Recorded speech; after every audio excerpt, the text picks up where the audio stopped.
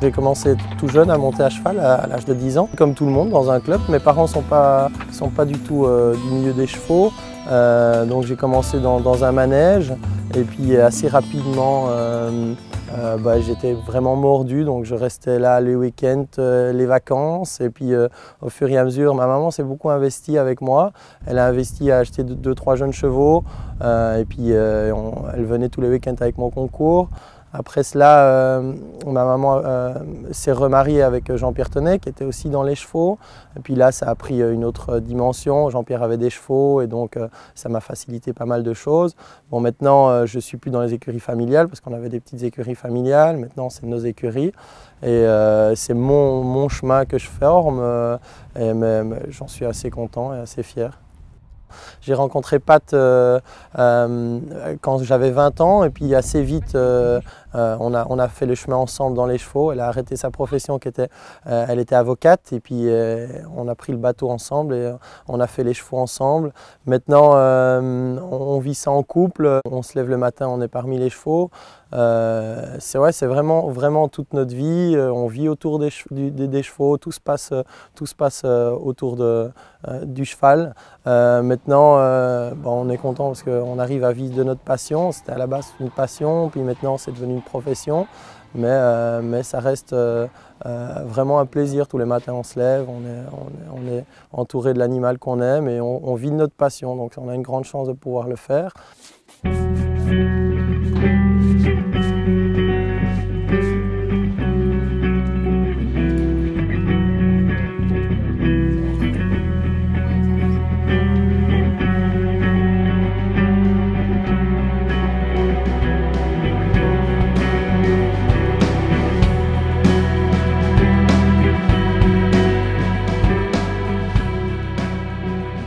Un piquet de cavalier de haut niveau, c'est très difficile à en avoir un tout le temps, donc c'est une gestion quotidienne.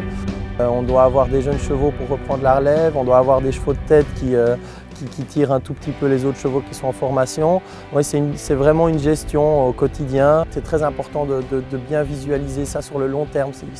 Si on voit ça à court terme, on ne peut pas rester dans le haut niveau. Donc pour rester dans le haut niveau, il faut vraiment voir ça sur le long terme.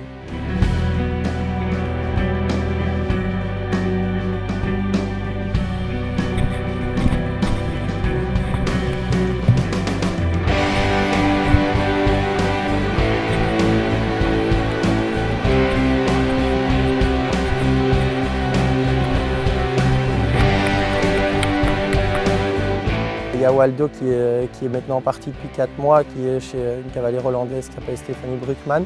Waldo, oui, c'est sûr que c'est un peu lui qui m'a lancé dans le tout haut niveau. Avant ça, j'avais fait quelques compétitions internationales. Mais maintenant, grâce à lui, j'ai pu faire les Coupes du Monde, la Super League. Il m'a amené vraiment dans une autre dimension, dans le grand sport. Il est parti là, il y a 4 mois, mais on avait pris la décision de le vendre à partir du moment où on avait un cheval qui pourrait prendre la relève. J'ai la chance d'avoir Tic Tac que j'ai avec Luc Henry qui a maintenant 9 ans et qui, je pense, va vraiment bien reprendre le flambeau. Et donc voilà, il est parti, mais ça fait partie du sport, ça fait partie de notre métier. On les achète, on les forme, on les vend et puis on essaye d'avoir toujours des chevaux pour prendre la relève derrière. L'équitation, c'est sûr, c'est d'abord une grande passion. C'est un des seuls sports où je ne suis pas le seul qu'on fait avec un animal. Donc il y a une vraie complicité, c'est une relation qui est vraiment très forte. Quand on a un cheval depuis quelques temps, il faut souvent plus ou moins 1 an, je dis, pour vraiment créer une vraie relation avec un cheval. Mais quand on a cette relation, surtout avec les bons chevaux de tête qui nous marquent, on a vraiment une complicité, le cheval nous reconnaît, on le reconnaît, on se ressent. C'est une vraie relation sans la parole, mais par les sentiments, par ce qu'on vit dans la piste, ce qu'on vit tout au quotidien. Et ça crée vraiment un très très grand lien, un lien très puissant, très fort. C'est sûr que quand les chevaux après sont vendus, on espère qu'ils vont dans des maisons où ils vont être bien soignés, ils vont pouvoir avoir cette même complicité. Mais ça reste toujours des chevaux qui nous marquent et qui resteront, qui auront une place dans notre cœur, ça c'est sûr. c'était un de mes rêves d'enfance, de pouvoir en tout cas de faire un travail qui me plaît et en plus vivre de ma passion.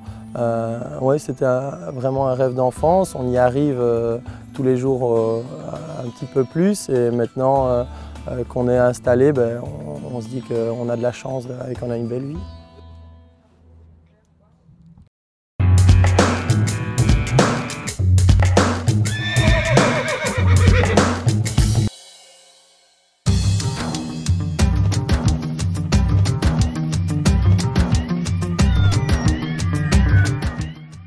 Bonjour, aujourd'hui je suis là pour vous parler de l'ostéopathie, c'est mon dada. Qu'est-ce que c'est l'ostéopathie?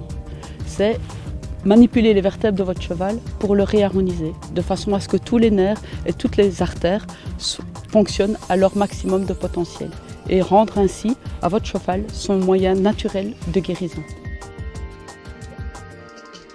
Quand pensez appeler un ostéopathe, quels sont les signes que peuvent montrer votre cheval qui devrait vous dire « Allez, cette fois-ci, il faut que j'attende ». Votre cheval au pré part toujours au galop sur le même pied, est à faux à l'autre pied. Il se défoule toujours à une même main. D'un côté, vous prenez le pied très facilement et vous le donne. De l'autre, vous devez aller le chercher sous le cheval.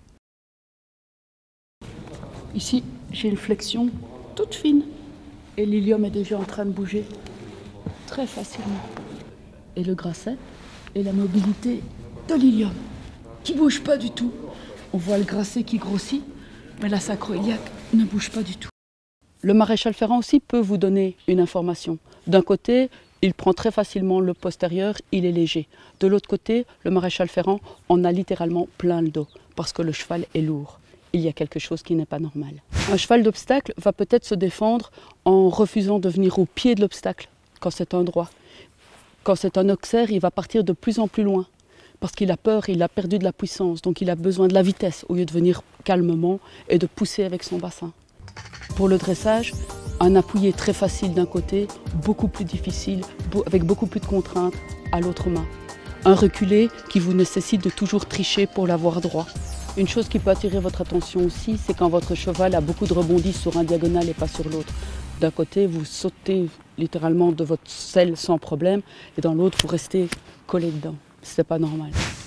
Les techniques. Je dirais presque qu'il existe autant de techniques qu'il existe d'ostéopathes. Tellement chacun, on va trouver dans les différentes techniques ce qui nous convient. Mais si je devais donner des catégories, il y a le thrust, et c'est la manipulation que tout le monde connaît. C'est le mouvement rapide sur la vertèbre qui va faire oublier au muscle son hypercontraction. Il est obligé de lâcher parce que le mouvement le surprend. L'autre technique, c'est ce muscle qui est hyper contracté. Je vais lui demander de se contracter encore plus fort. Et je vais maintenir comme ça jusqu'à ce qu'il se fatigue et qu'il me demande grâce. Et puis quand, enfin, il est hyper fatigué, je lui permets de repartir. Et finalement, c'est le cheval, en reprenant son membre ou sa tête, qui fait passer la vertèbre. Il n'a pas besoin de ma force. On va peaufiner nos manipulations par contrôler tous les fascias. Les fascias, c'est ce qui tient, qui passe d'un muscle à l'autre, qui tient les organes en place. On peut aussi travailler sur les viscères, un organe comme l'ovaire par exemple, qui fait souffrir, et ça peut même provoquer jusqu'à des coliques ovariennes, peuvent parfois passer rien qu'avec une manipulation. Restez prudents, il faut que ce soit bien une colique ovarienne, et ça doit passer dans l'heure. Un cheval en souffrance peut être manipulé sans problème, mais derrière il faudra lui accorder énormément de repos. C'est comme un médecin, il vous retire le plâtre, il vous dit c'est réparé, vous ne pouvez pas courir du jour au lendemain votre 100 mètres à la même vitesse.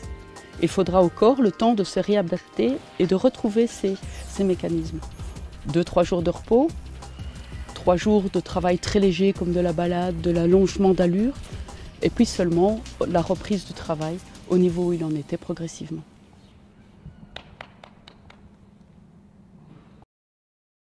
Les infos de la Ligue, c'est également chaque mois dans l'Equimag.